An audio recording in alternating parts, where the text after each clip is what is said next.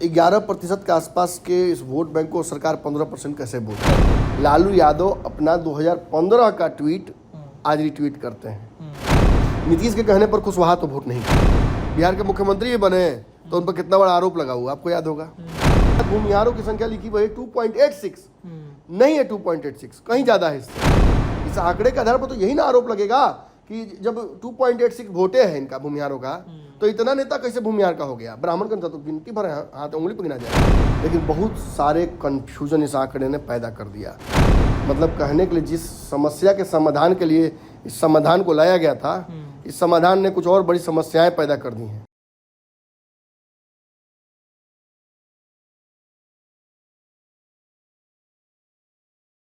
नमस्कार, पंचनामा देख रहे हैं आप, जहां पे हम करते हैं खबरों की चिड़फाड़। दिन भर बिहार के राजनीति में जातीय जनगणना, जो एक ऐतिहासिक फैसला एक तरीके से कह सकते हैं, ये फैसला जो पिछले कई सालों से, अगर 3-4 सालों की बातचीत करें तो सबसे ज्यादा चर्चा के केंद्र में रहे थे। जाति आधारित जनगणना 2022 में शुरू हुई थी और 23 में अंततः इसका रिपोर्ट जारी हो गया। कई जो विवाद थे, इन विवादों के बीच अब जाति आधारित जनगणना का बिहार में रिपोर्ट जारी कर दिया गया है। रिपोर्ट भी जारी हुआ है, तब भी विवाद हुआ है। कई लोग जो अपने जातियों को लेकर के चर्चा कर रहे हैं कि बिहार में हमारी तो इतनी जाति है ही नहीं, कई जातियों के प्रतिशत को कम बताया गया है, कई लोगों के ज्यादा बताए गए हैं। इस पर विवाद और चर्चाएं खूब हो रही हैं राजनीतिक गलियारे में। 2024 का चुनाव है, 25 का विधानसभा चुनाव है। इसी को भांजने के लिए कहीं ना कहीं जाति आधारित जनगणना का रिपोर्ट तो नहीं जारी कर दिया गया है। इसी पर हम आज पंचनामा करने जा रहे हैं। विशेष पंचनामा होगा, थोड़ा ज्यादा देर का भी हो सकता है, लेकिन ये करना बेहद जरूरी है। हमारे संपादक डॉक्टर नमन मिश्रा सर आ गए हैं, इनसे जुड़ते हैं, बातचीत करते हैं। लेकिन सर से हम सबसे पहला सवाल यही करेंगे कि सर, जाति आधारित जनगणना की जो कवायदात शुरू हुई थी, इसके लिए अगर आपके पास कोई एक शब्द हो तो कौन सा शब्द आप चुनेंगे? देखिए, ये बहुत सोच समझ कर ये बात बोल रहा हूँ, बहुत जिम्मेदारी से। पूरे दिन कई लोगों से, लगभग सभी जातियों से मैंने बात की और ज़्यादातर तो पिछड़ी जातियों के लोगों से, नेताओं से ही बात मेरी हुई है। अविश्वसनीय। कैसे अविश्वसनीय? जब कुछ बहुत अच्छा लगता है तब भी कहा जाता है कि शानदार, अविश्वसनीय। जब विश्वास नहीं होता तब भी कहता है लोग अविश्वसनीय है ये बात आपकी। एक बड़ा हिस्सा विश्वास नहीं कर पा रहा है। आप कहिएगा कि सवर्ण नहीं, जय बतियाई कुर्मी कोयरी से, जय इंतजार कर रहा है। मलाह से बात कीजिए, इंतजार कर रहा है। सवर्ण तो इंतजार कर ही रहे हैं। राजपूतों की संख्या इतनी कम कैसे हो गई? जी बिल्कुल। राजपूत विधायक इस प्रदेश में कितने हैं जरा पता कीजिए। आपने तो सीधा उनको हकमार बता दिया। संख्या कम है और हकमारी कर रहे हो, यही ना साबित हुआ। आज ये जो परिस्थितियां सामने आई हैं, ये क्या साबित करती हैं कि कुछ जातियों को तो दुगुना तिगुना होने का भ्रम था और वो कहाँ के सिमट गई। पूरे आंकड़े में यादव जाति का लगभग जो 15%, 16% के आसपास हम लोग को अंदाजा था, 14% का आया है वो आंकड़ा उनका। तो वो विश्वसनीय है। हालांकि उसमें मुझे लगता है कि 2% की कमी लग रहा है मुझे। चलो कहेंगे कि और बढ़ाई दो और। लेकिन जो हम चर्चा करते हैं तो हम ऐसे थोड़ी करते हैं। पूरे देश भर के पत्रकारों से हम बात करते हैं, नेताओं से बात करते हैं। चुनावी रणनीति में जो हम दावा करके आते हैं उतना ही जीतार का फैसला होता है। तो हमारे दिमाग में भी तो कुछ जातिगत जनगणना चलती रहती है क्षेत्रीय स्तर पे। अब हाँ, इतना बड़ा देश है, प्रदेश है कि मैंने अब 13 करोड़ समथिंग लोग, देखिए हमने कहा था ना, हम बार बार जब चर्चा करते थे, हमने विश्लेषण किया तो 13 करोड़ समथिंग बताया है बिहार की जनसंख्या, उतना ही निकला। जी बिल्कुल। तो एज अ होल तो हमारे दिमाग में कॉन्सेप्ट है, हम जानते हैं कौन सी जातियां कितनी है। लेकिन क्या कुशवाहा 4% है पूरे प्रदेश में? बहुत बड़ा सवाल है जी। और यही कुशवाहा जाति बार बार कह रही थी कि हमारा हक मारा जा रहा है। कौन मार रहा है हक इनका? जो 30-35 साल से शासन में होगा वही ना मारेगा जी। अब इसके तो भाजपा को दोषी नहीं ठहरा सकते हैं, इसके लिए ठाकुर साहब को दोषी नहीं ठहराइएगा ना कि ठाकुर साहब का कुआं में हक मरा गया। ठाकुर साहब के कुआं में बहुत कुछ मरा सकता है, लेकिन हक तो नहीं मराएगा, ये तय है जी। और ये हक अगर किसी ने मारा है तो उसको चिन्हित करना पड़ेगा। खैर, ये तो कहने की बात है। निश्चित तौर पर एक अविश्वसनीय आंकड़ा सामने आया है। इस आंकड़े से कुछ चीज़ें तो बहुत क्लियर हो गई लेकिन बहुत सारे कन्फ्यूजन इस आंकड़े ने पैदा कर दिया। मतलब कहने के लिए जिस समस्या के समाधान के लिए इस समाधान को लाया गया था, इस समाधान ने कुछ और बड़ी समस्याएं पैदा कर दी हैं। व्यवधान उत्पन्न हो गया व्यवधान उत्पन्न कर, समाधान से व्यवधान हो गया है। जी। और ये व्यवधान देखिए, केवल मतलब ये मत, फिर मैं वही कहूँगा, फिर मत सोचिए कि सवर्ण ही खाली नाराज होंगे, सवर्ण तो नाराज होवे करेंगे। ब्राह्मणों से कहीं ज्यादा राजपूत और भूमिहार इस प्रदेश में हैं, ये दावा शुरू से किया जाता है। अब ब्राह्मण ज्यादा हो गए, तो इसको कैसे जस्टिफाई कीजिएगा? इसमें भी नाराजगी है, पेश तो और भी है जी। अब इतना सवर्णों का जनसंख्या जो दिखाया जा रहा है सरकार के द्वारा, जोड़ने पर वो भी पूरा नहीं हो रहा है, उसमें भी हम जाएंगे। लेकिन उससे पहले इस जातीय जनगणना को लेकर जो आपने एक डेटा तैयार कर रखा है, जी। एक एक करके सिलसिलेवार तरीके से हम फ्लो चार्ट की तरह बढ़ेंगे उस पर। जातीय जनगणना का जो हमने सर तैयार किया है, सबसे पहला मुद्दा हमारे पास यही है कि जातीय जनगणना की कुछ खास बातें हैं, तो हम चाहेंगे सर वो 5 खास बातें जातीय जनगणना की हमारे दर्शकों को बताना। हाँ, ये जानना जरूरी है। निबंध में सबसे पहले यही होता है जी। कि भाई जिस चीज के बारे में लिख रहे हैं तो उसके 4 हाथ 4 पैर 2 आंखें, ये होना चाहिए। जी जी। देखिए, इस जातीय जनगणना में कुछ 5 बड़ी जो खासियतें रहीं और 5 जो चीज़ें तय करती रहीं इस जनगणना की हर डेटा रहा करे इस आज सार्वजनिक होने तक को लेकर, वो ये है कि पहला कहीं ना कहीं जातीय जो जनगणना है ये राजद की मांग थी। लालू यादव अपना 2015 का ट्वीट आज रिट्वीट करते हैं। तेजस्वी यादव पहले नेता हैं जिन्होंने जातीय जनगणना की चर्चा की और नीतीश कुमार के विरोध में रहते हुए उन्होंने कहा कि चलिए हम लोग भाजपा से बात करते हैं, मोदी जी से बात करते हैं, तो देश भर में कराते हैं।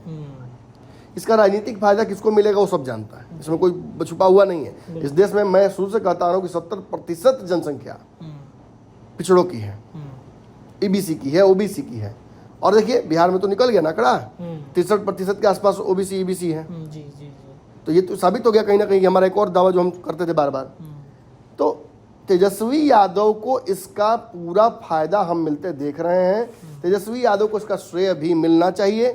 दुश्मन हो दोस्त हो, अच्छा लगे बुरा लगे, लेकिन ये जो आज हुआ है ये शुद्धतः तेजस्वी यादव के प्रयासों से हुआ है, क्योंकि तेजस्वी यादव की एक बड़ी जीत है ये, नीतीश कुमार की नहीं। नीतीश कुमार ने तेजस्वी के प्रयासों को जगह पर पहुंचाने का काम किया, बस उतना ही। तो हम खरीदते हैं सामान फ्लिपकार्ट से लेके जो आता है उसको थैंक यू जरूर बोलते हैं, लेकिन सामान वो थोड़ी दिया हमको, पैसा हम दिए हैं, बेचने वाला कोई और है, भेजने वाला कोई और है, ये बस मैसेंजर है।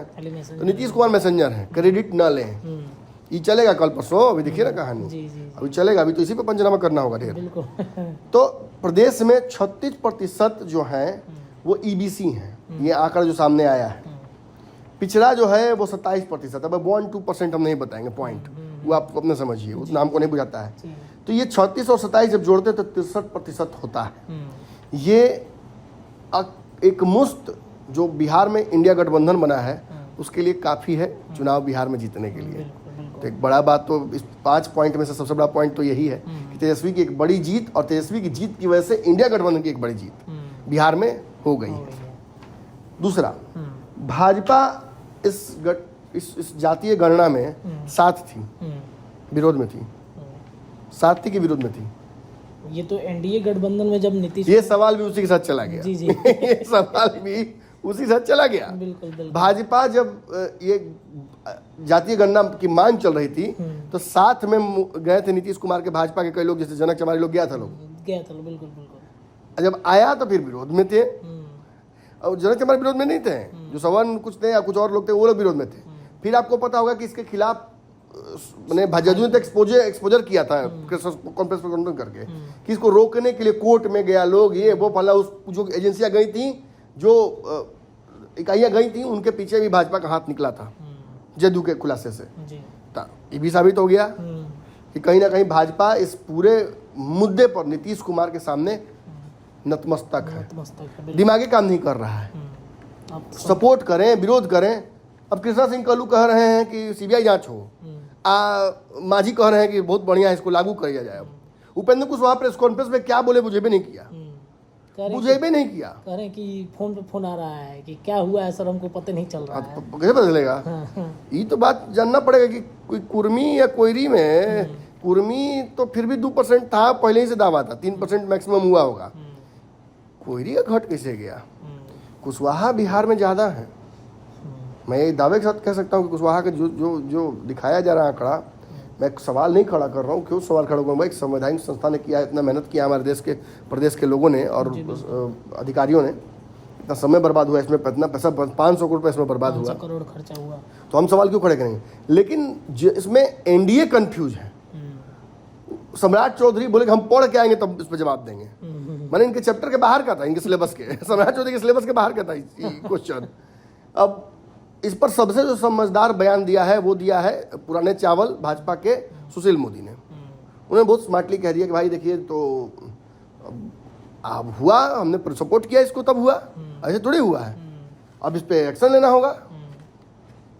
कहीं ना कहीं सही बात कहा है उन्होंने। अब इसकी हकमारी हुई तो उसको जवाब दीजिएगा ना, है? उस लड़के ने लिखा था, कुशवाहा समाज का एक लड़का था, उसने लिखा था कि 15 में बंटवारा है, आप 87% हमारा है। 87% हमारा, मतलब उसमें जो ओबीसी, ईबीसी और जो SC ST है उनको सबको जोड़कर वो आंकड़ा उसने निकाला। तो इससे क्या साबित होता है? निश्चित तौर पर एक बड़ी जनसंख्या प्रदेश में इसमें रहती है और सवर्ण यहाँ अल्पसंख्यक है। ये बात साबित होता है इस नीतीश कुमार के आंकड़े से। अब देखिए, दो तो बातें हमने बता दी आपको कि भाजपा भी इस पर पूरी तरह से फंसी हुई है। अब यहाँ एक बड़ा फायदा भाजपा को ये जरूर मिलता है कि 10 करोड़ के आसपास हिंदू और 2 करोड़ के पास मुसलमान यहाँ होते हैं टोटल जोड़कर। तो 10 करोड़ हिंदू माने भाजपा के दम बल्ले बल्ले। लेकिन यही तो गेम है, इसमें 63% ओबीसी और ईबीसी हैं और 80 से ऊपर 85% से ऊपर इसमें टोटल जोड़ने के बाद पिछड़ा हो जा रहे हैं। तो भाजपा को अगर हराना हो तो ये बड़ा हथियार हो सकता है। जी बिल्कुल। तीसरा, महागठबंधन को इसका पूरी तरीके से लाभ मिलेगा। इस 5 जो बड़ी बातें उसमें से तीसरी बात यह है कि इस जातीय गणना के रिपोर्ट से महागठबंधन को इंस्टेंट लाभ होगा। इसका तो अंदाजा कैसे लगेगा? इसका अंदाजा इस बात से लग सकता है कि जदयू कार्यालय और राजद कार्यालय के बाहर, जदयू कार्यालय के बाहर फिर भी उतना नहीं, लेकिन राजद कार्यालय के बाहर देखिए एकदम जश्न का माहौल चल रहा है। बिल्कुल बिल्कुल जश्न मन रहा है। जदयू ने भी मौके का मैंने नजाकत समझते हुए कहीं ना कहीं एक बड़ा दाव खेल दिया, ये कहकर अशोक चौधरी के मार्फत से कि भाई अब इस आंकड़े के आधार पर ही हम रिजर्वेशन की मांग करते हैं, दायरा बढ़ सकता है जी। तो आप समझ रहे हैं कि अगर आप आरक्षण दे दीजिएगा, एक बड़ा दायरा उसका और बढ़ा दीजिएगा, तो निश्चित तौर पर एक बड़ा समाज तो नाराज होगा ही, लेकिन उससे फायदा जिस समाज को होगा वो तो वोट किसको करेगा? राजद को करेगा, महागठबंधन को करेगा, इंडिया गठबंधन को करेगा, उसका फायदा होगा। राहुल गांधी ने भी ट्वीट करके कहा है। और ये एक बड़ा पॉइंट है। इसके अलावा देखिए, इसमें जो समय लगा और जिसे युद्ध की नीति के स्तर पर इसको किया गया, बहुत तेजी में मतलब काम किया। जनवरी में काम लगा, कुछ महीने रुके भी गए काम को कोर्ट के इन्फ्लुएंस के बाद, लेकिन फिर भी बहुत तेजी से इस आंकड़े को किया गया कंप्लीट। और इसमें त्रुटियां छोटी मोटी हो भी, बहुत देखिए इतना बड़ा जब आंकड़ा होता है तो त्रुटियां होती हैं जी, बिल्कुल बिल्कुल, लेकिन इतना बड़ा नहीं हो सकता है त्रुटि, क्योंकि लगभग डेटा मिला जुला के सही आ रहा है। जातियों पर कुछ है कंफ्यूजन, लेकिन ओवरऑल आंकड़ा सही आ रहा है। 500 करोड़ रुपए इन्होंने खर्च किया सरकार ने। इसमें पेच फंसाने की कोशिश बहुत संगठनों ने की, नहीं पेच फंसा। इस मुद्दे पर मुकेश सहनी भी सरकार के साथ थे, जो कि गठबंधन का हिस्सा नहीं थे। भाजपा भी सरकार के साथ थी। जातीय जनगणना पर लगभग सभी लोग साथ थे।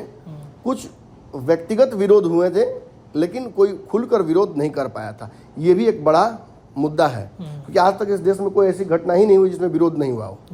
लेकिन कोई भी पार्टी ये नहीं कह सकती है, या आप नहीं दावा कर सकते ये पार्टी इसका विरोध कर रही थी। भाजपा के लोग भी सब सहयोग कर रहे थे, ऐसा नहीं है, एका दुका लोग उसमें विरोध कर रहे थे। उसके अलावा देखिए, जो एक और बड़ा पॉइंट है वो ये है, बिहार की जनसंख्या 13 करोड़ 7,02,310 आई, जो कि अंदाजा था। लेकिन इसमें खास बात ये निकला कि बाहर रहने वाले 53 लाख लोग हैं इस प्रदेश में, जिनको चिन्हित करने का काम सरकार ने कर लिया है।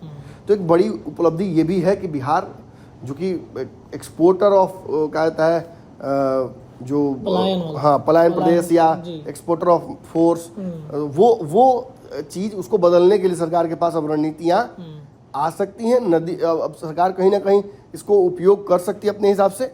और इन आंकड़ों से जो वेलफेयर स्कीम्स हैं, अब जैसे जातियों आंकड़ों के आधार पर वेलफेयर स्कीम्स आप जातियों के लाइएगा, तो जो पलायन कर चुके हैं उनको भी वापस स्थापित करने के लिए, उनको उनका विस्थापन यहाँ जो हुआ है उसको वापस लाने के लिए, रिवर्स माइग्रेशन जो है उसको करने के लिए कुछ ना कुछ सरकार व्यवस्था कर सकती है, जो कि कहीं ना कहीं लॉकडाउन में करने का प्रयास किया था, लेकिन चूंकि आंकड़े नहीं थे तो नहीं कर पाई। तो अब आंकड़े आपके पास कंफर्म आ गए हैं। तो ये 5 बड़े पॉइंट्स हैं इस जातीय जनगणना के। अब बाकी तो उस पर हम किसने क्या रिएक्शन दिया वो भी चर्चा कर सकते हैं। चलिए, तो हमारा जो दूसरा पॉइंट होगा कि किसने क्या क्या रिएक्शंस दिए हैं उस पर सर हम चर्चा कर लेते हैं एक बार। तमाम जो जातीय जनगणना आने के बाद तमाम जो लोग हैं उन्होंने अपनी अपनी राय रखी है। लालू प्रसाद यादव से हम शुरुआत करते हैं। तो लालू प्रसाद तेजस्वी यादव से शुरुआत करते हैं। तो तेजस्वी यादव ने लिखा है, नीतीश कुमार के साथ एक फोटो डाला है और फोटो डालते हुए लिखा कि बिहार के जाति आधारित सर्वे के आंकड़े सार्वजनिक ऐतिहासिक क्षण, दशकों के संघर्ष का प्रतिफल है। अब सरकार की नीतियां और नीयत दोनों ही जाति आधारित सर्वे के इन आंकड़ों का सम्मान करेंगे। देखिए, इसमें आपने एक बहुत अच्छी बात कह दी कि मैं वही पॉइंट आउट करने वाला था कि नीतीश की तस्वीर अपनी नहीं लगाई, नीतीश को साथ में लगाया, जबकि इसका पूरा श्रेय निश्चित तौर पर तेजस्वी यादव को जाता है। लेकिन तेजस्वी यादव इस वक्त किसकी भक्ति में है आपको अच्छे से पता है। अशोक चौधरी और ललन सिंह से अलग तेजस्वी यादव नहीं है इस वक्त नीतीश के लिए। हर जगह बस एकदम उसी मंत्री की तरह पीछे खड़े हैं, वहाँ फोटो खिंचवा रहे हैं। जैसे एक समय था कि हाथ जोड़ के एकदम खड़ा होते थे सुशील मोदी, वैसे ही एकदम हाथ जोड़ के खड़ा ये भी हैं। सुशील मोदी ने उनके बाद भी 2 जो बनाए गए थे चंगू मंगू, वो लोग भी वैसे ही हाथ जोड़ के खड़ा होता था भाजपा का। हाँ, रेणु देवी लोग।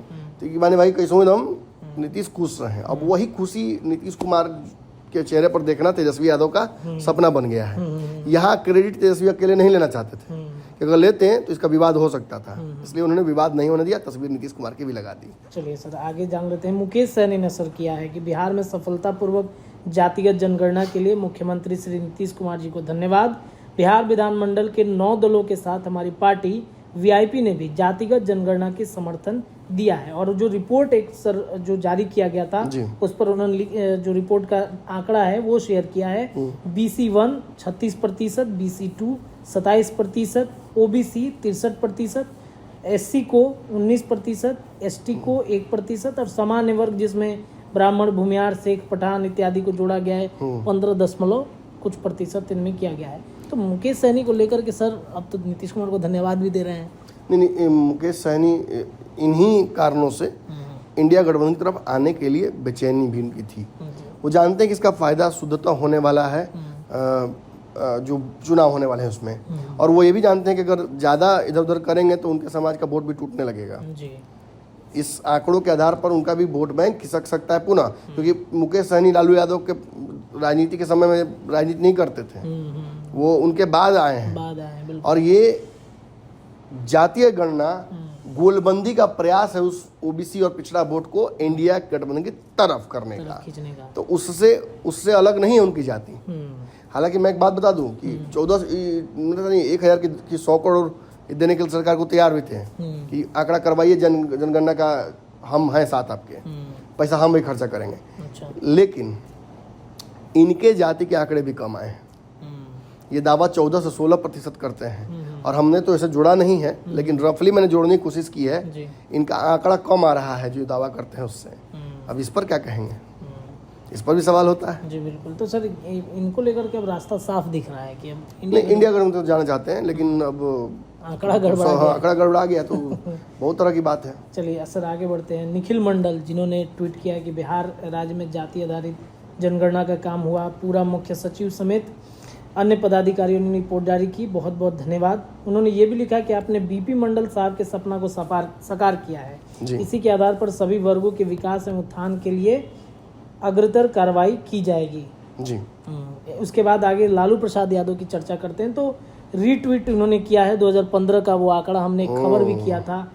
2015 में वो उस समय के प्रदेश अध्यक्ष रामचंद्र पूर्वे के साथ उनका फोटो वायरल हो रहा है। ये तो आप मुझसे बेहतर समझा सकते हैं कि लालू जी क्या कर रहे हैं। जी। 15 का बात क्यों लाना पड़ा उनको वापस, जी बताइए आप ही। विचार पर अडिग थे और रहेंगे। लोकतंत्र वंचितों को दशकों और युगों तक बहुत संघर्ष करना पड़ा है, तब जाकर कुछ प्राप्त होता है।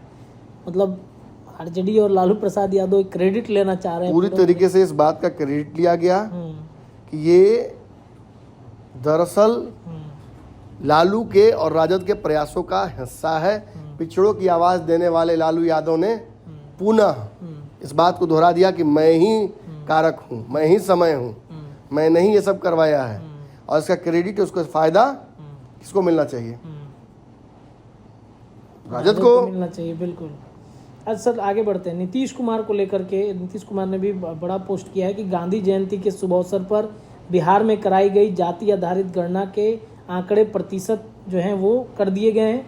जाति आधारित गणना के कार्य में लगे हुई पूरी टीम को भी बधाई उन्होंने दिया है। साथ ही साथ आगे लिखते हैं कि जाति आधारित गणना के लिए सर्वसम्मति से विधानमंडल में प्रस्ताव पारित किया गया, फिर विधानमंडल के सभी 9 दलों की सहमति से निर्णय लिया गया है। राज्य सरकार अपने संस्थानों से जाति आधारित जनगणना कराएगी। दिनांक 2/6/2022 को मंत्री परिषद से इसकी स्वीकृति दी गई थी। इसके आधार पर राज्य सरकार ने अपने संसाधनों से जाति आधारित गणना कराई। जाति आधारित गणना से न सिर्फ जातियों के बारे में पता चला, बल्कि सभी की आर्थिक स्थिति की जानकारी भी मिली है। इसी के आधार पर सभी वर्गों के विकास एवं उत्थान के लिए कार्रवाई की जाएगी। बिहार में कराई गई जाति आधारित गणना को लेकर शीघ्र ही बिहार विधानमंडल में उन्हीं के 9 दलों की बैठक भी बुलाई गई है तथा जाति आधारित गणना के परिणामों से उन्हें अवगत भी कराया जाएगा। तो नीतीश कुमार बुला रहे हैं सर, अब क्या आगे की रणनीति जो अशोक चौधरी कह रहे थे? अशोक चौधरी ने स्पष्ट कर दिया नीतीश कुमार क्या चाहते हैं, वो उन्होंने कर दिया कि भाई देखिए, अब हम जो जातियां हैं 85-87% जी या ईबीसी ओबीसी मिला के 63%, तो भाई हम इनको आरक्षण देने जा रहे हैं। और ये हकमारी शब्द का प्रयोग तो मुझे नहीं करना चाहिए था, लेकिन हाँ, ये जो अब दायरा बढ़ेगा आरक्षण का, ये कहाँ से बढ़ेगा? ये जो अनारक्षित कोटा है उसी में से बढ़ेगा। तो कह रहे हैं कि हम 9 दलों को बुला रहे हैं, उनके पार्टी के लोगों को, और ना कौन बोल पाएगा इसमें? ना कौन बोला? मोदी जी ने बुला लिया कि हम पिछड़ों को आरक्षण, गरीबों को आरक्षण देना चाहते हैं, सवर्णों को। एक वो झुंझुना बजाने वाले थे वहाँ, आज तक झुंझुना ही बजा रहे हैं उनके और 24 का झुंझुना बजाने लायक भी नहीं रहेंगे। उनका कार्यकाल भी समाप्त हो जाएगा 24 के बाद। और ये सब बयान दिए हैं मनोज, हमको लगता है दोबारा जाएंगे अपनी सदन में, देखते हैं क्या होता है। लेकिन ये है कि नीतीश कुमार ने स्पष्ट कर दिया है कि अब हम आरक्षण देंगे, उसका दायरा बढ़ाएंगे और हम चुनाव जीतेंगे। तो मतलब जो बिगाड़ना है बिगाड़ लीजिए। एक प्रश्न यहाँ पे उठ रहा है कि नीतीश कुमार अपना क्रेडिट भी ले रहे हैं कि भाई अब जो करेंगे सब वोट का। निश्चित तौर पर नीतीश क्रेडिट ले रहे हैं, लेकिन यहाँ जहाँ सबकी अब बयान की चर्चा कर रहे हैं, वहाँ एक आदमी चुप का है। सब बोल रहे हैं, महफिल में सब हैं, लेकिन एक व्यक्ति नहीं है, वो नहीं बोल रहा है। वो ना बोल के क्या बोल रहा है, ये जानना चाहते हैं ना हम।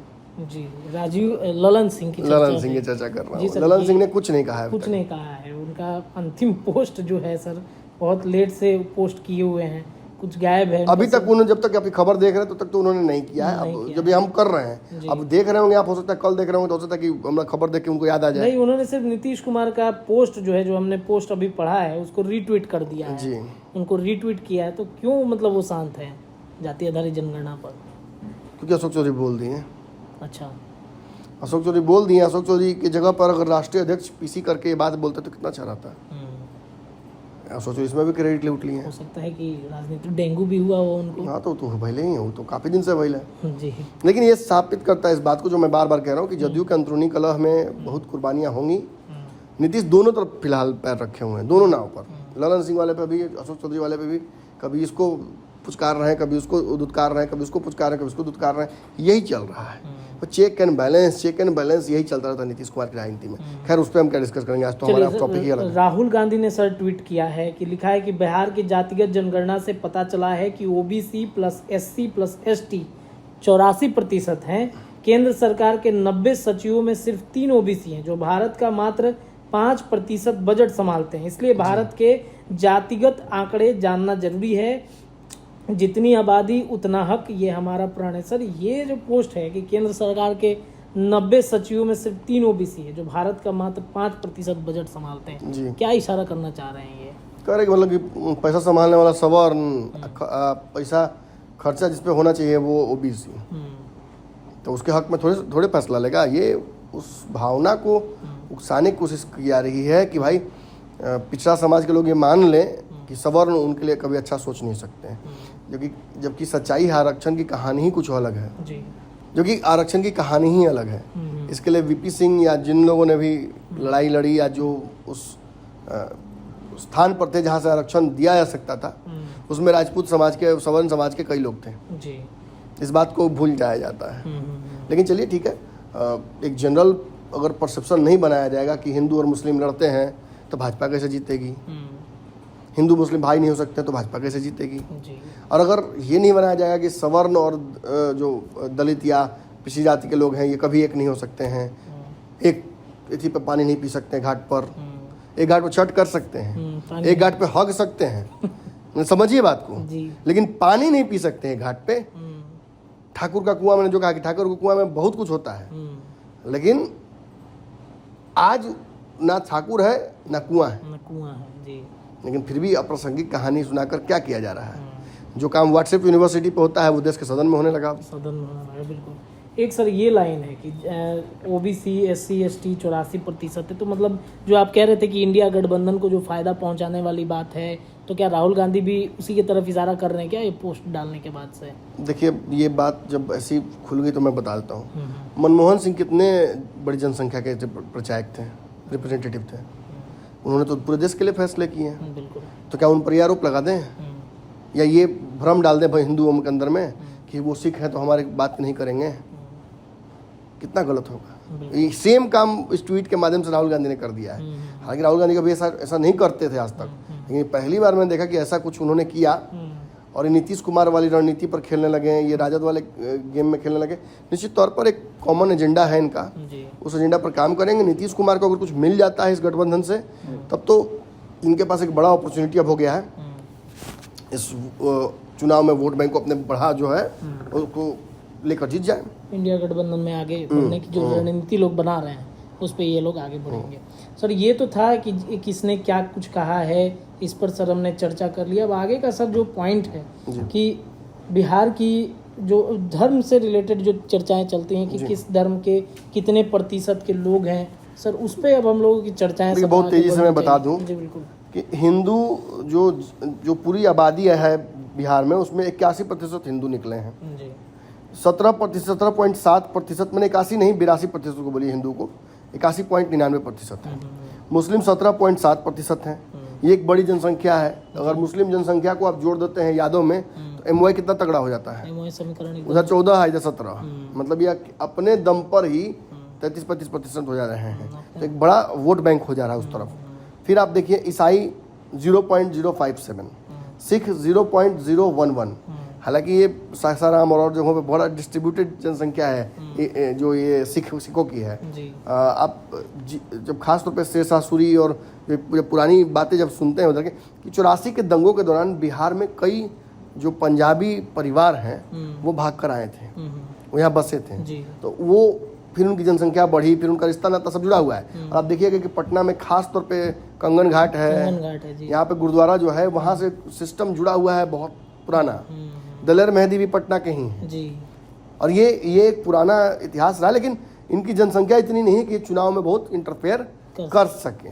0.011 बताया जाए। ईसाई जनसंख्या आप जानते हैं कि पटना समेत बिहार भर में एक बड़ा नेक्सस है जो मिशनरी स्कूल्स हैं उनकी एक बड़ी आबादी है, वो यहीं बसे हुए हैं। जैसे आप देखिए कि मेरा बेटा डॉन बॉस्को में पढ़ता है, वहाँ के प्रिंसिपल है एरिक रोजारियो जो कि एंग्लो इंडियन है, मतलब मुझे लगता है कि एंग्लो इंडियन, मैंने पूछा नहीं कभी, लगा मेरे अच्छे मित्र हैं। तो वो उनको देखिएगा तो समझ में आता है कि मतलब वो लगता है जैसे कि कॉलोनियल कल्चर में जैसे नहीं थे अंग्रेज हमारे यहाँ रहते थे लेकिन हमारे ही देश के थे, तो वैसा उनका मतलब है लुक है। और ईसाई हैं वो।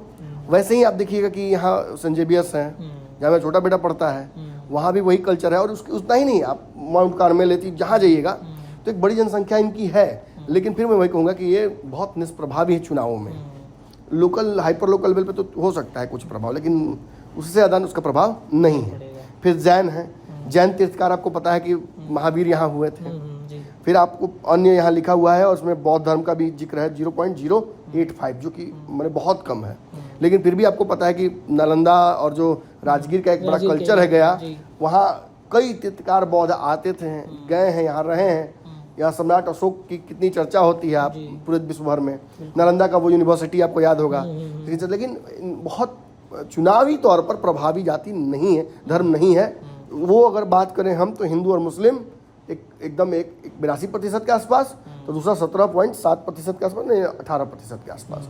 तो ये दोनों जातियाँ, ये दोनों धर्म प्रभावी हैं। और जिस तरफ से आप देखिएगा कि आप यहाँ से जब पटना से चलते हैं तो आप देखिए कि छोटे छोटे जत्थों में डिस्ट्रीब्यूटेड मुस्लिम पॉपुलेशन आपको दिख जाएगा। जैसे फुलवारी है, मुस्लिम डोमिनेटेड है।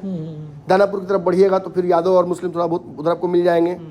फिर आप पटना के कुछ कुछ इलाकों में आप खास तौर पर देखिएगा, जैसे अनीसाबाद में एक तो इलाका ही पूरा बन गया है। हाँ, अब अनीसाबाद में उस तरफ आप देखिएगा तो वहाँ एक सिख जनसंख्या भी है, सिख जनसंख्या भी। और फिर आप इधर जाइएगा जब देखने के लिए, मैंने ये जो मोना सिनेमा हॉल के पीछे जो पूरा दुकान बस्ती बसा हुआ है, सब मुसलमानों का पूरा गढ़ है। यहाँ तक कि उनके रूट्स अरब से भी हैं, अरब और अफगानिस्तान से, अफगानिस्तान के लोग भी रहते हैं वहाँ। तो रूट्स बहुत पुराने हैं। लेकिन वही बात है कि बहुत प्रभावी वोट बैंक उनका भी नहीं होगा।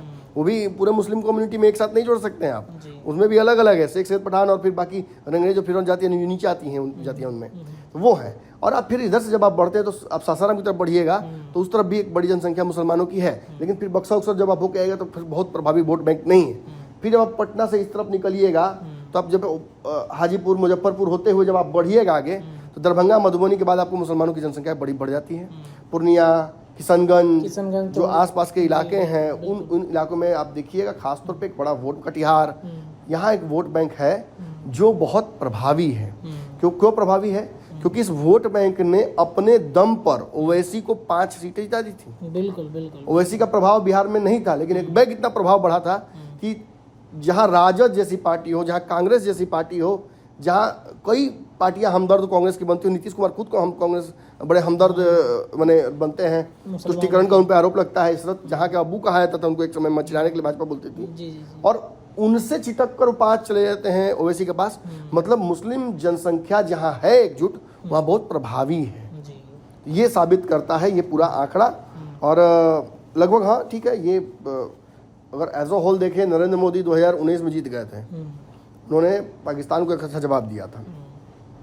तो मुसलमानों का तो नहीं पता, लेकिन हिंदू तो पूरी तरीके से एकजुट हो गए थे और उसका फायदा उनको मिला। 40 में से 39 सीटें वो जीत कर आए। तो ये क्या साबित करता है कि अगर पोलराइजेशन धर्म के आधार पर होगा तो भाजपा के सामने दूर दूर तक ये पार्टियां नहीं टिकती हैं।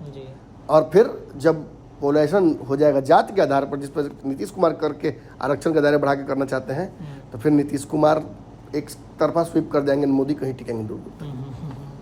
सर आगे की चर्चा जो है वो होनी चाहिए कि जिस तरीके से अगर हम बातचीत करें कि बिहार की वैसी कुछ जातियां हैं जिनकी संख्या प्रतिशत सर 1% से ज़्यादा है, उनकी भी चर्चा काफ़ी ज़्यादा आज के दिन में चली है कि 1% से ज़्यादा उनकी संख्या बताई जा रही है।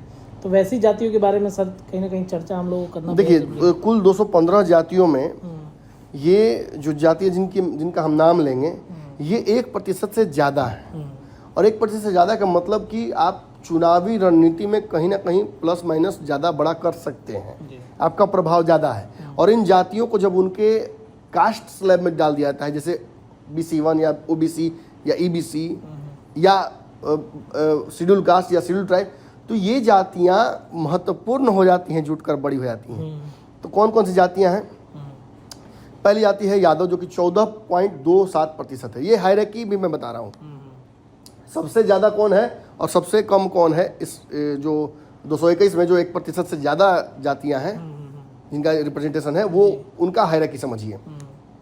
यादव 14.27%, दुसाध धारी धरही यानी चिराग पासवान की जो जाति है वो 5.31%, मोची चमार रविदास 5.26%, जो कि मैंने अब देखिए बहुत बड़ा वोट बैंक हो गया ये, क्योंकि दलितों का वोट बैंक तो पूरे बिहार में है। लेकिन ये जो चमार रविदास जाति है, ये जाति ट्रेडिशनली राजद के पास वोट करती रही है। तो ये समझ रहे आप, सीधा 5% से ऊपर, मैंने चिराग पासवान के जितना वोट दलितों में सीधा राजद का इंटरफेरेंस है। ये क्या साबित करता है? ये साबित करता है कि एक बड़ा वोट बैंक उनके पास है। चिराग पासवान बहुत पॉपुलर हो सकते हैं, लेकिन पॉलिटिकली बड़ा वोट बैंक उनके पक्ष में आ जाए ये असंभव है। बिना सवर्णों के सहायता के चिराग पासवान नहीं कर सकते कुछ बड़ा। फिर आप उसके नीचे जब आते हैं तो आपको देखते हैं कि कुशवाहा यानी कोयरी जाति 4.21% है, यानी 4.21%। अब ये थोड़ा कंट्रोवर्शियल है, तो मैं थोड़ा नहीं कहूँगा, ये कुछ ज़्यादा ही कंट्रोवर्शियल है बिहार के संदर्भ में।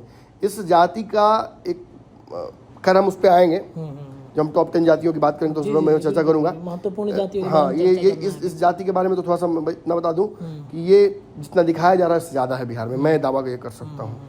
ब्राह्मण जाति 3.66% बताया जा रहा है। ये सवर्णों की सबसे बड़ी जाति हो गई। पहले सवर्णों की सबसे बड़ी जाति राजपूत थी, नीतीश कुमार ने पलट दिया उसको, बड़ा विचित्र है। अब मोमिन है, मोमिन 3.55% है, मुसलमानों की एक बड़ी जनसंख्या है। राजपूत 3.45, मतलब राजपूत कहाँ दावा और कहाँ चले आए।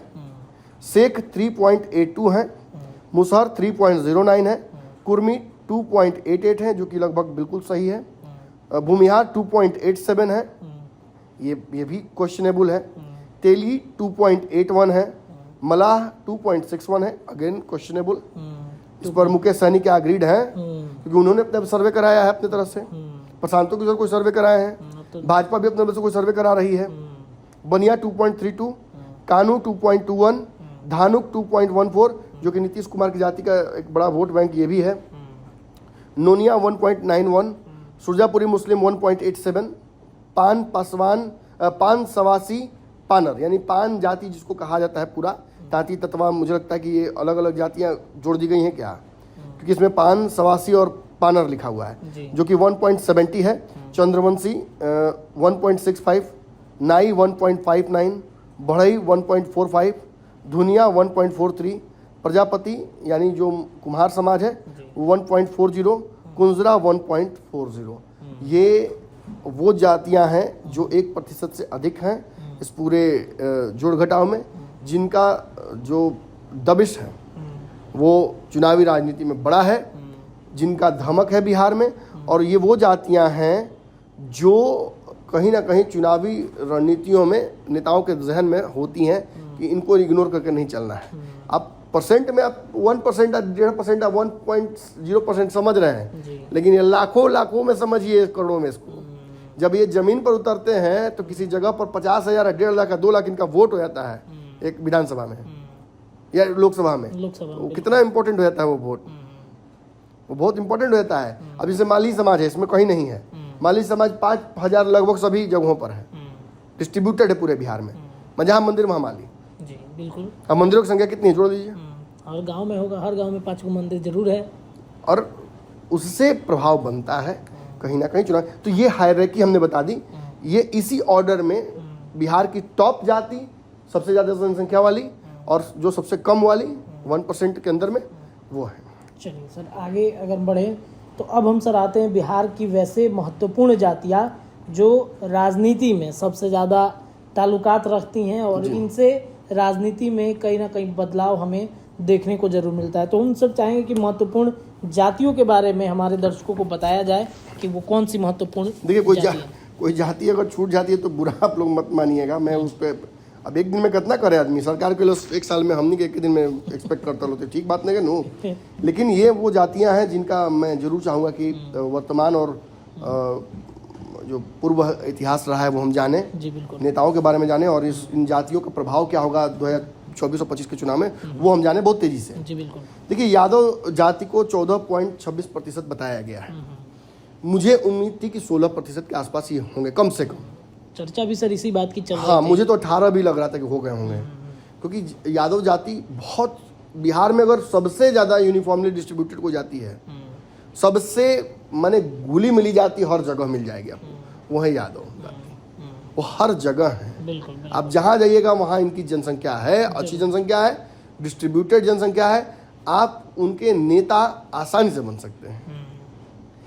मतलब कंपटीशन ज़्यादा है लेकिन स्पेस भी ज़्यादा है, नेता बनने के चांसेस ज़्यादा है। हाँ, शुरुआत ऑब्वियसली लालू यादव के पहले की से राजनीति हो चुकी थी, मैं नाम मुझे याद नहीं, लेकिन लालू यादव से पहले बहुत बड़े एक यादव नेता की चर्चा हुआ करती है जो लालू से कहीं बड़ी उनकी राजनीति थी, लेकिन कांग्रेस को समाप्त करने के चलते एक बड़ा जो जेपी आंदोलन हुआ जिसके चलते लालू यादव का नाम सबसे बड़ा हुआ।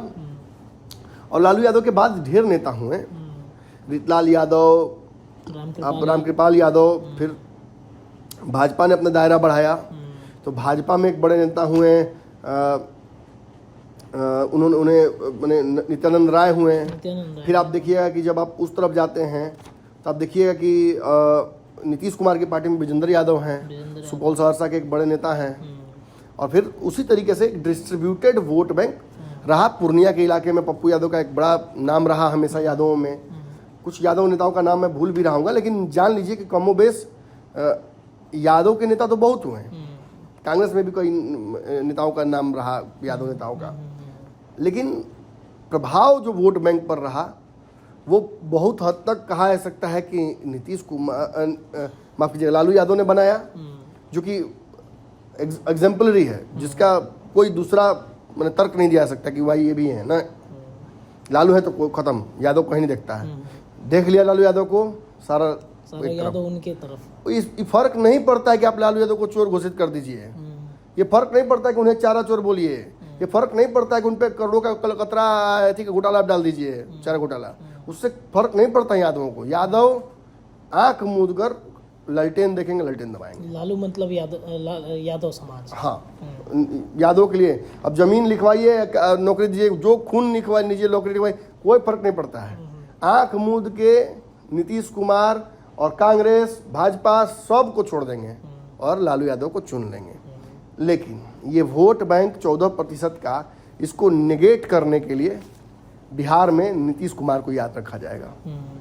यादवों को निष्प्रभावी कर दिया नीतीश आए तो, और ऐसा निष्प्रभावी किया कि मतलब सत्ता से कितने दिन तक दूर रखा। बिल्कुल। लालू यादव भूल ही गए बिहार को, केंद्रीय मंत्री बन गए, परिवार को लेकर चले गए, बूटा सिंह का दौर आया, नीतीश का दौर आया, बिहार से खत्म हो गए, समाप्त हो गए। और फिर नीतीश कुमार ने कहा कि अब बहुत सजा दे दिया आपको, बाबा जी वापस। फिर नीतीश ने बुला लिया 15 में, और जब बुला लिया तो लालू यादव का फिर जो यादव समाज है वो हरियर बिहार में हुआ। फिर नीतीश कुमार ने उन्हें फिर 17 में कहा कि जाइए अब हो गया आपका, फिर भगा दिया, फिर बुला लिया, और फिर 21-22 में ये हुआ परिस्थिति कि नीतीश कुमार ने फिर यादव को बुला लिया, मैंने लालू यादव सहित यादव को बुला लिया। लेकिन यादव और लालू यादव में अब अंतर आ गया है, क्योंकि बीच में भाजपा ने भूपेंद्र यादव, नित्यानंद, रामकृपाल, इन सब के माध्यम से, नंद किशोर यादव, फिर नंद किशोर देखने भूल रहा था, फिर नवल किशोर यादव, इन सब के माध्यम से भाजपा ने अपनी तरफ भी यादव का वोट करने की कोशिश की। इतना करने की कोशिश की कि चुनाव बहुत अच्छा नहीं भी बीता, तब भी नित्यानंद राय को रिवॉर्ड दिया और केंद्र में एक सबसे बड़ी जिम्मेवारी गृह राज्य मंत्री की दी। बिहार में प्रभारी बनाकर भूपेंद्र यादव को भेजा, नवल किशोर यादव को एमएलसी बनाया, नंद किशोर यादव को टिकट दिया, मंत्री बनाया, फिर सरकार गिरी तो अलग बात है, उनको दूर किया। लेकिन ये सारी चीजें, रामकृपाल को बार बार मंत्री भी बनाया, फिर उनको बार बार चुनाव का टिकट लड़ने का दे दिया जा रहा है, एक बड़ी महत्वपूर्ण सीट से पाटलिपुत्रा की। ये भाजपा ने यादवों को अपने तरफ से प्यार दिया, लेकिन यादवों ने भाजपा को क्या दिया? ठेंगा। लालू यादव ही रहेंगे, लालू यादव तो लालू यादव, आप कहीं नहीं। रीतलाल यादव को जिताया यहाँ से, वो भी राजद में चले आए, राजद के ही थे। फिर आपको याद होगा कि भाई वीरेंद्र हैं, ये भी एक महत्वपूर्ण नेता है यादव समाज के। फिर आप आगे बढ़िएगा तो मैंने यहाँ से लेकर अवध बिहारी चौधरी हैं, फिर आप उधर जाइएगा तो देखिएगा कि उधर में भी विजेंद्र यादव हैं, और भी लोग हैं, वो लोग अच्छे नेता हैं। तो इन लोगों का एक बड़ा प्रभाव है, लेकिन लालू यादव के रहते किसी का कोई प्रभाव का कोई मतलब नहीं बनता है। और इसी चलते आप देखिए कुछ दिन पहले एक बड़ी यादव की बैठक हुई भाजपा के लुका छिपा के, ढेर यादव नेता लोग बैठा एक साथ में कि क्या करना है, कैसे आगे बढ़ेंगे। अब तो यादव वर्सेस ऑल होने वाला है, तो हम लोग भी कत्लेआम हो जाएंगे। कहा शब्द बेदी बांध चली तो देख के थोड़ी लगी कि मैंने भाजपा वाले यादव हो कि कौन यादव हो, लग गई को हम तो गुप्त मीटिंग था उनका। हाँ, कि भाई अगर मैंने गोली चलेगा यादव पर तो देख के थोड़ी बोले कि भाजपा वाले यादव है कि कौन यादव है। राजनीतिक गोली, तो राजनीतिक गोली तो लग जाएगा। कहीं रामकृपाल को लग गया तो गया पाटलिपुत्रा, नवल किशोर यादव को तो लग ही गया कि उनके रहते हरी सहनी को बनाया गया। ढेर लोग को लगा नंद किशोर यादव तो कहाँ फेंकाए हुए, कोई पूछने वाला नहीं है उनको, है। भूपेंद्र यादव का तो छुट्टी हो गया, नित्यानंद राय का सम्राट चौधरी के सामने देखिए हैसियत कम कर दिया गया था, फिर थोड़ा इधर बढ़ा है। समझ रहे हैं ना, मतलब कहने का मतलब कि हेट लव स्टोरी चलता रहता है इसमें। और यादव समाज बड़ा प्रभावित समाज है। जब 21 में नीतीश कुमार ने साथ लेके आए 22 में, तो राजद तो आ गई, लालू यादव तो आ गए, माने कागज पे तो दोनों गठबंधन बन गए, लेकिन दिल से गठबंधन नहीं बना है।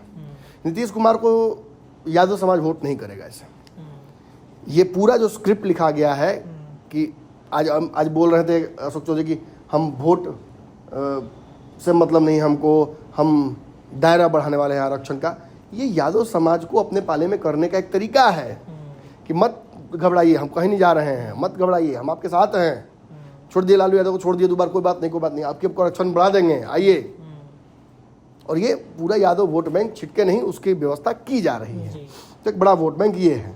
रविदास समाज, मैंने आपको कहा कि लालू यादव ने कई बार इस समाज को मौका दिया, इस समाज को लालू यादव ने रिप्रेजेंटेशन दिया। आपको याद होगा, मैं नाम भूल रहा हूँ, यहाँ बगल में ही छपरा से उनको लड़ाया था और मंत्री भी बनाया था, शिवचंद्र राम जी को, माफ कीजिए, मैं भुला जाते हैं कभी कभी नाम, माफ कीजिएगा। शिवचंद्र राम जी को लड़ाया, मंत्री तक बनाया। ये प्रयास, ये कोशिश कहीं ना कहीं लालू यादव ने की। पूर्व में भी कई लोग रहे हैं इस समाज से, लेकिन ये वोट बैंक ट्रेडिशनली समाजवादियों का ही रहा है। बिहार में लालू यादव से बड़ा समाजवादी नेता कोई नहीं मानता है इस जाति में। उनको जगह मिली, भाजपा ने भी जनक चमार को बनाकर, वो यहाँ तक टाइटल में भी चमार लिखते हैं, राम लिख सकते थे लेकिन नहीं लिखते हैं, बोलते चमार, उनको मंत्री बनाया। लेकिन ये कह देना कि जनक चमार के मंत्री बनाने से भाजपा का वोट हो जाएगा, संभव नहीं है, रविदास समाज नहीं देगा। ये एक बड़ा समाज है और ये उन्हीं के पक्ष में जाएगा, ये लगभग तय है। ट्रेडिशनली कई बड़े नेता रहे हैं, लेकिन अब चूंकि छोटा सागर में गगर कितना भरे, ये है कि ये वोट बैंक राजद के पक्ष में ही जाता है। इसका देखिए, अब कोयरी समाज, कोयरी कुशवाहा समाज है। कुशवाहा समाज कृषक समाज है। कुशवाहा समाज शुरू से ही इस त्रिवेणी संघ के चलते हैं। त्रिवेणी जिसमें कुर्मी, कोयरी और यादव, ओबीसी के 3 बड़े स्तंभ, इन स्तंभों को एक साथ लेकर चलने की बात हुई थी। त्रिवेणी संघ बना तो लालू यादव बने, चीफ मिनिस्टर बने, 15 साल शासन किया। त्रिवेणी संघ बना तो नीतीश कुमार मुख्यमंत्री बने, 17-18 साल शासन किया। कुशवाहा कहाँ गया? कुर्मी बना, यादव बना, कुशवाहा कब बनेगा? उपेंद्र कुशवाहा नीतीश कुमार से अलग ही इसलिए हुए थे कि मैं अब हो गया 33 साल, अब मेरा समाज बनेगा मुख्यमंत्री। और मुखर होकर कहा कि त्रिवेणी संघ भुला गए, अब हमको दीजिए, अब मेरी बारी है। और कहीं ना कहीं मैं ये बात बहुत जिम्मेदारी से कह दूं कि मुझे तो 6 से 7% के आसपास उम्मीद थी इस समाज के होने की, बहुत कम, लेकिन 4.2% बहुत कम है। ये कैसे गलती हुई, क्या उसमें कमी आई है, बड़ा विचित्र है। मैं जानता हूँ कि मुझे कई कुशवाहा समाज के युवा फ़ोन कर रहे हैं, माफ़ कीजिएगा मैं उठा नहीं पा रहा हूँ अभी, और आगे भी आप फ़ोन कीजिएगा इस रिपोर्ट के बाद। लेकिन क्या किया जाए, अब जो सरकार ने आंकड़ा लाया है सो लाया है। एक बात जान लीजिए, देखिए ये जो भैंस के नाक में नकेल बांधने की कोशिश हुई, समझिए इस प्रतुक को, यादव वर्सेस ऑल जो शुरू हुआ नैरेटिव बिहार में उपेंद्र कुशवाहा का, ये नैरेटिव दरअसल कुशवाहा को हक दिलाने के लिए ही था। कुर्मी कुशवाहा में, कुर्मी तो फिर भी मैंने सत्ता का सुख भोग लिया, लेकिन जो बड़ा समाज कुशवाहा का है उसको नहीं मिल पाया हक। और इसकी वजह से क्या हुआ कि इसकी वजह से अंदर में एक असंतोष उत्पन्न हुआ। दूसरा, आरक्षण को लेकर भी समाज का मानना है, इनके नेताओं का मुखरता से मानना है कि भाई यादव जी हमारा हक खा गए, बड़ा जनसंख्या उनका है, वो खा जाते हैं हमारा हक, वो दबंग है वो खा जाते हैं हक, हम नहीं खा पाते, हमें नहीं मिल पाता है हक। इनका ये भी कहना है कि हम पढ़े लिखी जातियाँ हैं, कुर्मी कोयरी पढ़ी लिखी जाती है। आप देखिए कितना IAS वाइस आपको कई जगह दिख जाएगा लोग, RCP सिंह हैं, फिर उनकी बेटी हैं, उनके दामाद हैं, पूरा एक, फिर आप देखिएगा सुपौल में एक IRS हैं, भगीरथ क्या महतो नाम है उनका, बैद्यनाथ महतो, वो भी हैं।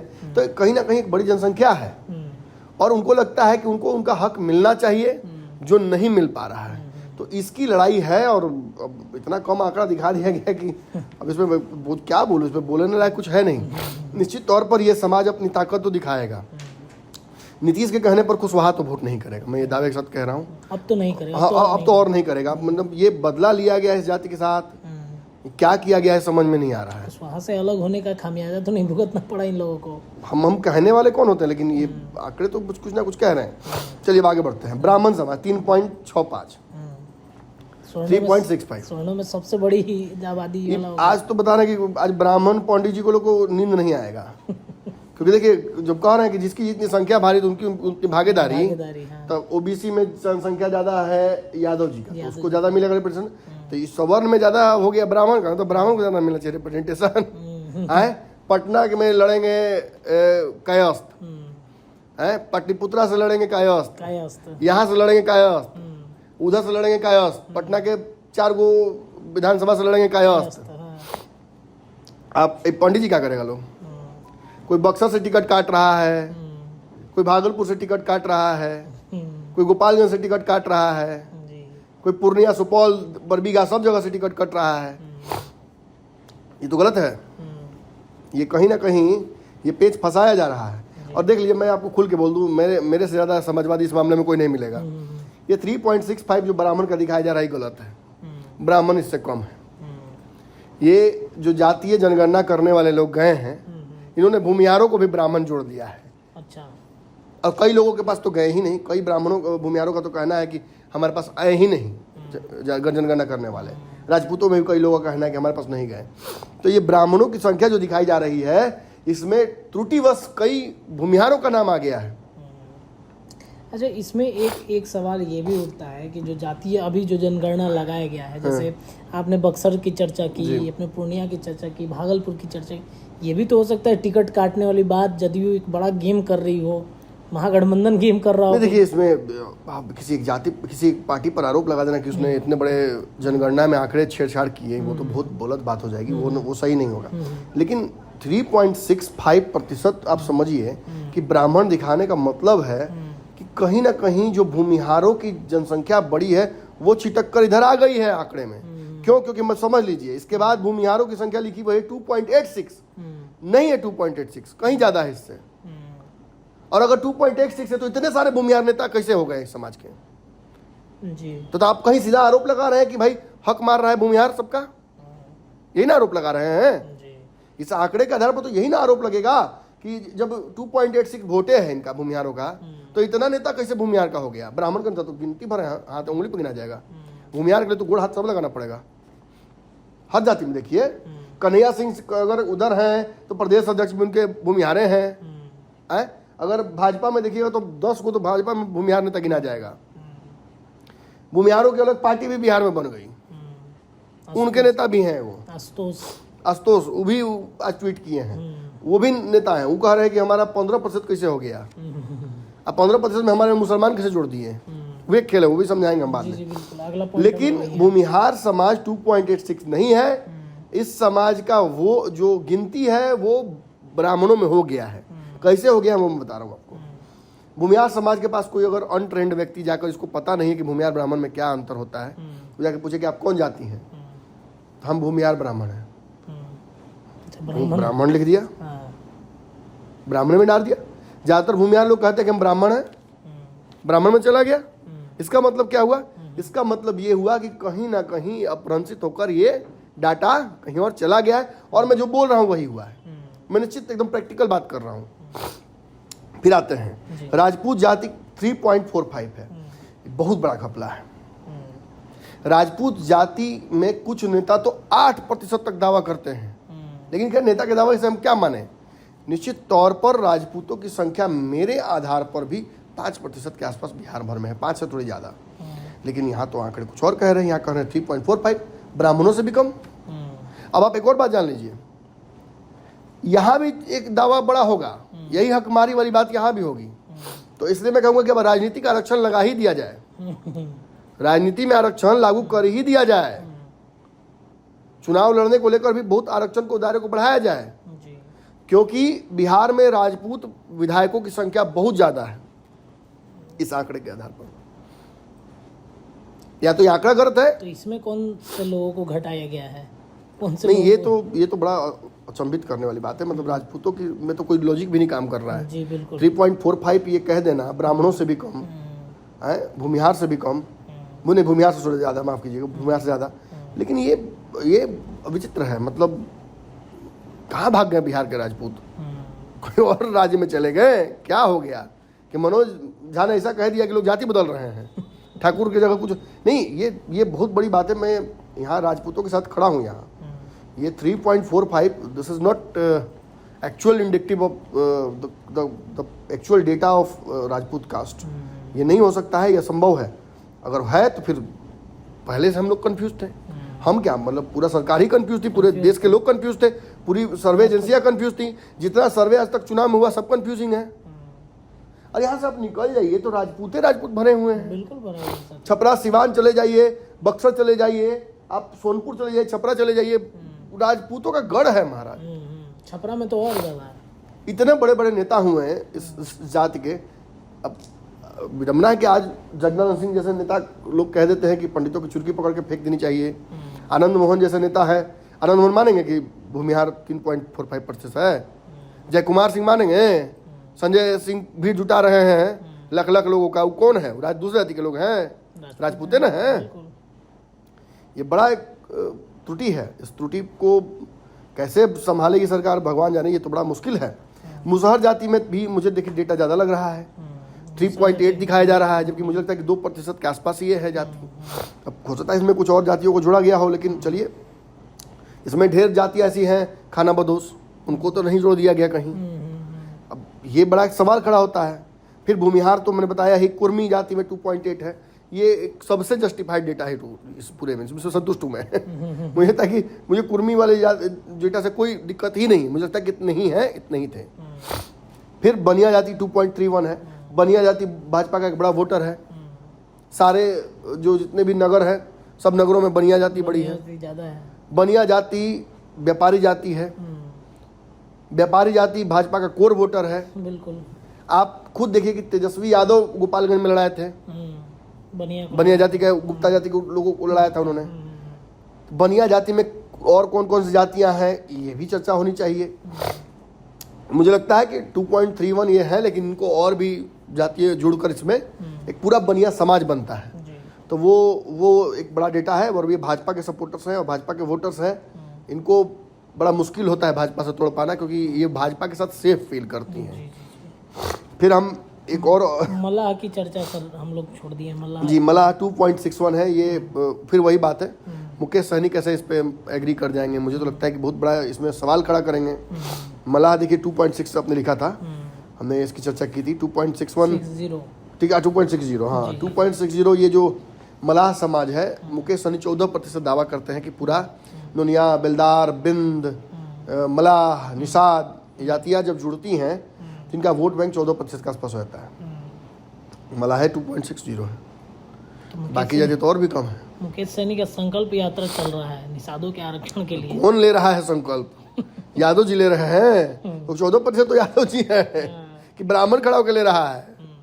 निश्चित तौर पर ये कंफ्यूजिंग है। और ये भी अब सपोर्ट तो उन्होंने कर दिया, मैं तो कहा कि सपोर्ट उन्होंने कर दिया है, लेकिन ये इनकंक्लूसिव है। मुझे लगता है कि आगे चल के उनको अपना सर्वे सार्वजनिक करना चाहिए, उनको जो उन्होंने कराया है। प्रशांत किशोर ने भी कराया है। आरक्षण की चर्चा वो करते रहते हैं। अब इस पे क्रॉस क्वेश्चनिंग और क्रॉस ऑब्जर्वेशन तो होगा ही होगा, लेकिन सरकार ने तो अब ऑथेंटिकली इस डेटा को सार्वजनिक कर दिया है। तो अब लड़ाई तो लड़ नहीं सकते हैं इससे। अब इसको गलत साबित नहीं कर सकते हैं। चुनाव से पहले तो किसी गठबंधन में जाना ही पड़ेगा। तो ये एक बड़ा कहीं ना कहीं है। अब हाँ, इसमें पासवान जाति को हमने चर्चा नहीं की थी। इसमें एक पासवान जाति है जो 5.31% है। पासवान जाति में पसिया, पासी भी आता है। चिराग पासवान जाति के एक बड़े नेता हैं। ये वोट उन्हीं के पास जाता है, उनके अलावा कहीं नहीं जाता है। बिहार में जितने भी पंचायत हैं, सब में चौकीदार इन्हीं जाति के आपको मिलेंगे। एक क्षत्रिय जाति में से ये भी आता है, राजस्थान से इनका वंश आता है कहते हैं लोग। और रामविलास पासवान से बड़ा नेता इस जाति का हुआ नहीं। और आने वाले समय में चिराग पासवान ही इस मिथ को तोड़ सकते हैं। हमने देखा कि कालांतर में पशुपति पारस ने भी कोशिश की, लेकिन वो बात नाकाम नहीं हुई। अब खास बात क्या है कि पासवान जाति एकमात्र ऐसी जाति है, दलित जाति, जिसके पीछे सवर्ण खड़े होने के लिए तैयार है। और ये केवल चिराग पासवान की वजह से नहीं, ये इनके पिता के इंक्लूसिव राजनीति की वजह से। रामविलास पासवान जिस तरीके से समावेशी राजनीति करते थे, सबको स्थान देकर चलते थे, एक दलित नेता सदन में खड़ा होकर सवर्णों को आरक्षण देने की बात करके और वो उस वजह से चला गया। उसने दिल जीत लिया एक बड़े समाज का, और उसकी फसल आज काट उनके बेटे रहे हैं। चिराग पासवान अपने दम पर बिहार में सरकार ना बना पाएंगे, विधायक नहीं जिता पाएंगे, सांसद नहीं जिता पाएंगे, लेकिन भाजपा और सवर्णों का समर्थन चिराग पासवान को उन ऊंचाइयों तक ले जा सकता है जो बिहार में बड़े बड़े नेता उम्मीद लगाकर अपने घर में बैठे रहते हैं कि काश ऐसा होता, वो उनको फ्री में मिल जाता है। गॉड गिफ्टेड है, जो सिल्वर स्पून बोलते हैं, तो उनको एकदम चांदी का सोना का चम्मच उनको दिया हुआ है। अब उसका उपयोग चिराग पासवान निश्चित तौर पर अच्छा तो कर ही रहे हैं, लेकिन इसका फायदा उनको कितना मिलेगा वो चुनाव आगे वाला तय करेगा। समाज बड़ा है, वोट बड़ा है, इन्हें रविदास में अपनी पकड़ बनानी चाहिए, इन्हें मलाह और बाकी जातियों में अपनी पकड़ बनानी चाहिए। सवर्ण तो इनके साथ होंगे ही होंगे, भाजपा के साथ ये रहेंगे तो निश्चित तौर पर एक बड़ा वोट बैंक है, और उस वोट बैंक का मूल मकसद कहीं ना कहीं यादव और ओबीसी वोट बैंक को कमजोर करके एनडीए की तरफ जो पलड़ा है वो भारी करना है। अब एक जाति बच गई है कायस्थ। मैं रोऊं या हंसूं, करूं मैं क्या करूं, बिल्कुल 0.60। ये आंकड़ा समझ में नहीं आ रहा, बड़ा कंफ्यूजिंग है ये भी। मैं वही तो कह रहा हूँ कि पटना में 4 जगह यही लोग हैं। अभी आपने थोड़ी देर पर चर्चा भी किया था, पटना के सांसद इसी जात से आते रहे हैं। बाकीपुर में आज तक दूसरे जाति का कोई हुए नहीं किया। अब ये क्या साबित करता है? ये साबित करता है कि कायस्थ समाज एक बड़ा समाज है जो बहुत छोटा है। 0.60 सरकार के हिसाब से, देखिए हाँ ठीक है, कायस्थ समाज जब हम बोलते हैं तो हम बनिया समाज भी जोड़ देते हैं उसमें। जब हम वोट बैंक की बात करते हैं हम उसमें गुप्ता समाज को जोड़ देते हैं, हम उसमें जो व्यापारी समाज है उसको जोड़ देते हैं, जो यहाँ तक कि हम जब वोट की बात होती है, ये आंकड़े की बात नहीं कर रहा हूँ मैं, सिंधी उन जातियों को भी हम इसमें जोड़ देते हैं, और वो जोड़ घटाव करके वो एक बड़ा वोट बैंक प्रभावी हो जाता है। ये शहर छोड़कर गांव में नहीं जाते हैं, इन जातियों की खासियत है। बिल्कुल शहर में ही रहते हैं क्योंकि बिजनेस नहीं करना है, एक खेती नहीं करते हैं, तो इस जाति का वोट भी शहर में सीमित हो जाता है, गांव से ये लोग पलायन कर लेते हैं। लेकिन इतना तो नहीं है सरकार के हिसाब से कि 4 सांसद के लोकसभा से हो जाए, विधायक हो जाए, और एक सांसद हो जाए, दूसरे सीट पर दावा कर दे। अब देखिए ना, अब आर.के. सिंह यहाँ दावा कर रहे थे, यहाँ पर शेखर सुमन चुनाव लड़े, वो भी उसी जाति से, शत्रुघ्न सिन्हा लड़े, वो भी उसी जाति से। एक खोज के ले आए लोग, कोई भोजपुरी फिल्म के कलाकार, मैं भूल रहा हूँ, कांग्रेस वाले लेके आए थे, आनंद मोहन की क्या नाम था उनका, वो बड़ा जो भी थे, खैर भोजपुरी के एक सितारे थे, कांग्रेस ने उनको लड़ाया था 2000 लगता है कि 14 में या 14 में लड़ाया था, वो भी इसी जाति के थे। फिर अब बता रहे कि अब रविशंकर यहाँ हैं, ये भी इसी जात के हैं। रविशंकर को हटाकर जिसको टिकट देने की बात की जा रही है ऋतुराज को, वो भी उसी जात के हैं, आर.के. सिन्हा के बेटे हैं। तो पटना में निश्चित तौर पर एक बड़ी प्रभावी वोट बैंक इनकी है। पटना के अलावा कहीं चर्चा होती भी बहुत नहीं है। पटना माने मैं पूरे पटना की बात कर रहा हूँ, शहरी क्षेत्र की। और इस जाति के नेताओं के लिए फिलहाल जदयू एक बड़ा जगह था, लेकिन हमने कुछ दिन पहले ही खबर की है कि कब्रगाह बना दिया गया है जदयू में। मैं बताता हूँ कैसे। अजय आलोक भाजपा में जाना पड़ा, कितना बार हेट क्लब हुआ नीतीश कुमार से। आपने देखा रणवीर नंदन परसों पार्टी छोड़ी है और फिर भाजपा के साथ घूमते नजर आ रहे हैं। एक परिमल जी हैं जो रेडियंट के यहाँ पे कहा था उनको कि आईएएस बनाने की फैक्ट्री है, वो पार्टी में प्रवक्ता थे, नीतीश कुमार ने उनको बुलाया था, छोड़ के अपने बच्चों को अब बड़ा करियर छोड़ के वहाँ आके पटना में बैठ गए थे, उनको पार्टी ने हटा दिया फिर उस पद से, प्रवक्ता पद से। ये क्या साबित करता है? राजीव रंजन पार्टी के प्रवक्ता थे, यहीं चुनाव लड़े थे, यहाँ से दीघा जो सीट है उससे हार गए थे, वो भी साइडलाइन किए हुए हैं। और एक संजय सिन्हा थे जिनके बारे में चर्चा मैंने उस दिन नहीं की थी, क्योंकि अब नहीं रहे इस दुनिया में। वो कांग्रेस के कोषाध्यक्ष थे अशोक चौधरी के समय में, उनके घनिष्ठ मित्रों में से थे। मेडिकल अस्पताल में गए इलाज कराने के लिए, पैर का खत्म हो गए वहीं पे, क्या उनको किया अस्पताल में भगवान जाने। लेकिन कांग्रेस से जदयू में आए, सेंटिंग में चले गए, कोई नाम लेवा नहीं, कोई पूछने वाला नहीं। अशोक चौधरी भी भुला गए कि कोई मित्र था, एक समस्या उनके लिए समाप्त हो गई उनके मृत्यु से। तो ये हाल है राजनीति में, जहाँ एक तरफ खाली सदने में जा रहा है लोग, कोई लोकसभा, कोई विधानसभा, कोई फलना सभा, कोई तिलना सभा, और वहीं दूसरी तरफ कब्रगाह भी बनी हुई है। इसमें आप कह रहे हैं कि कायस्थों की संख्या इतनी ज़्यादा सरकार बता रही है, किसी कायस्थ नेता का अभी तक प्रतिक्रिया नहीं आया है, समझ नहीं पा रहे हैं क्या बोलो। नहीं, देखिए कायस्थ की जनसंख्या कितनी होगी, अब क्या आप उसमें उम्मीद कर रहे हैं कि 4-5% हो लोग, इतना ही है, इससे ज़्यादा नहीं है। कायस्थ ज़्यादा होंगे तो 1% के आसपास होंगे, थोड़ा भी आंकड़े में तो बहुत बोल रहा हूँ, 40.40% शहरों में तो इनकी संख्या है सर, हर शहर में थोड़ी है, पटना तक सीमित है, पटना और आसपास के इलाकों में सीमित है। आप यहाँ से आगे बढ़ते हैं तो ये समाज, गुप्ता समाज हर जगह, बनिया समाज अलग है। तो ये जो कायस्थ समाज है ये देश भर में बड़ा समाज है, जैसे माली समाज देश भर में एक बड़ा समाज है, लेकिन बिहार में सीमित है, दूसरे तरीके की सीमित समाज है। लेकिन हाँ ये है कि 0.60 ढेर लोग को भाएगा नहीं है। ढेर लोग देखेंगे, बड़े बड़े नेता देखेंगे तो कहेंगे अरे बाप रे, तो धोखा हो गया हमारे साथ। लेकिन सच्चाई है कि क्या कीजिएगा, जो है सो है। अब हमारा भी यही मैंने, मैं भी दिन से राजनीति देख रहा हूँ, कर रहा हूँ, समझ रहा हूँ, तो मुझे भी यही लग रहा है कि ये रिप्रेजेंटेशन इतना ही होगा, इससे ज़्यादा नहीं होगा। चलिए सर, आगे और अंतिम मुद्दे की तरफ बढ़ते हैं कि सर एक बड़ा मतलब कंफ्यूजिंग चल रहा है कि स्वर्ण समाज को अगर जोड़ा जाए सब मिला करके, तो अगर सबको मिला करके जोड़ा जाए, राजपूत, ब्राह्मण, भूमिहार, कायस्थ, इन सबको जोड़ा जा रहा है तो लगभग 10 से 11% आ रहे हैं हमारे अनुसार। लेकिन सरकार ने जो आंकड़ा सर रिपोर्ट जारी किया है उसमें 15%, 15.52% जोड़ा गया। ये सर समझ में नहीं आ रहा है। राजपूत 3.45%, ब्राह्मण 3.67%, भूमिहार 2.89% और कायस्थ 0.60। अगर हम इनको जोड़ते हैं तो 3, 6, 7, 8 और कहीं ना कहीं इस तरफ से मिलाते हैं तो ये 9, 10, 11% के आसपास हो रहा है। जी। तो 11% के आसपास के इस वोट बैंक को सरकार 15% कैसे बोल रही है? एक बड़ा बहुत फेर है इसमें। ये फेर इस बात से समझिए जो कहीं ना कहीं एक आंकड़े से भी समझ में आता है और एक ट्वीट से भी समझ में आता है, जो कि ट्वीट किया है आशुतोष ने।